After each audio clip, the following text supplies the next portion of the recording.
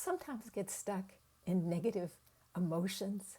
I mean, they really hang on to you, like anger or resentment or stress or overwhelm or regret. I understand. Did you know that if you stay in that negative emotion for more than 1 second, you're sabotaging yourself, your performance, your well-being, even your relationships? What, you say? But I thought it was good for me. It keeps me busy. It keeps me on task. Well, let me give you an analogy. Would you say that pain is useful for you? Yeah, it is. When you put your hand on a hot stove, you pull it away right away. That pain tells you, danger, danger, get away. Negative emotions are the same way. They tell you that something is not right. But if you stay in that negative emotion, it's like keeping your hand on a hot stove and not taking it off until it burns your bones. And it does. It releases emotions that can really be toxic to you. So what are you going to do about it? Well, I'm going to share with you where these negative behaviors came from, how to start reining them in, and what they actually are, and for you in particular.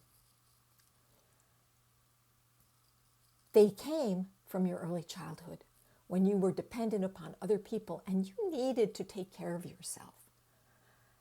They are survival emotions that make sure that you get what you need, whether you're dealing with a violent father, or you're dealing with a hysterical mom, or you're dealing with not enough love. That was my problem. I did not get enough love. There were 6 kids in the family, and even my parents didn't know how to get enough love. So everybody was fighting for love. I developed this pattern called the pleaser. It made sense. I was really sensitive. I was very empathic. And I cared about people. So I did really well in school. And I got really good grades. And then I became an adult, and it didn't work so well anymore. I got fired from my first job. But what did I do? I didn't let go of the pattern. I had had like 18 years of it working great. I lowered my expectations. And I lowered my expectations until finally I was only taking temp jobs. It was affecting my performance. And then my husband left me, my first one, not the current one, for another woman. That's how bad this pattern was working for me. So what can you do about it?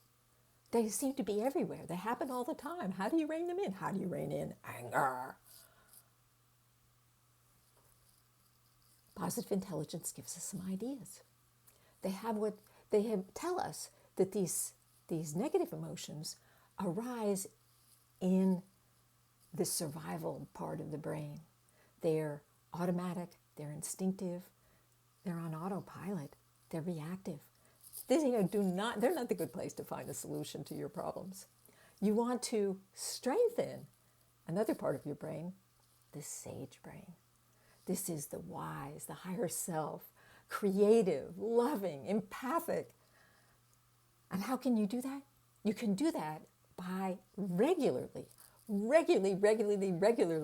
doing what we call PQ reps, positive intelligence quotient. Raise your positive intelligence quotient with repetitions, like doing repetitions to build the muscles of your body, only way easier.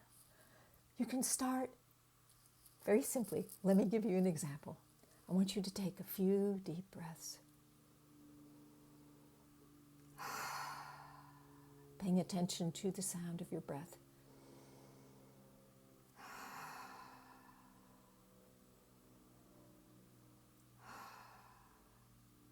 And then I want you to become acutely aware of your sense of hearing. See if you can identify the farthest sound away from you.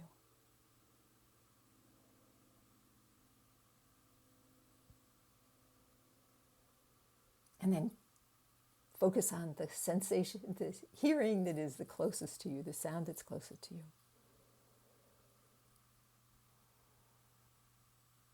And if that isn't your breath, attend to your breath right now. And when you're ready, open your eyes. That's it. All you need to do is do something that brings you into the moment, which is usually focusing on one of your 5 senses. Now, the other part of this is that you need to know when these negative patterns are showing up. Positive Intelligence did a huge, massive research study, including more than 1 million people, to figure out what were the basic underlying patterns of negativity that were messing us up. And they came up with 10 unique patterns they call saboteurs, because they sabotage your life. Now, if you knew what your saboteurs were, you could start to catch them and to use this PQ rep to start to work against them. I invite you to take the saboteur assessment quiz. And that will tell you what your top saboteurs are. And if you would like to have access, all you need to do is put in the email your name, your email, and your email address, and send it to me. Actually, you may have to send me an email. I don't know if I'm going to be able to get the chat. Maybe Michael Ann will save it for me. And then you'll find out which ones you need to catch and start to tame. Isn't it time for you to have better performance, happier well-being, and better relationships? Take this step. Back to you, Madam Toastmaster.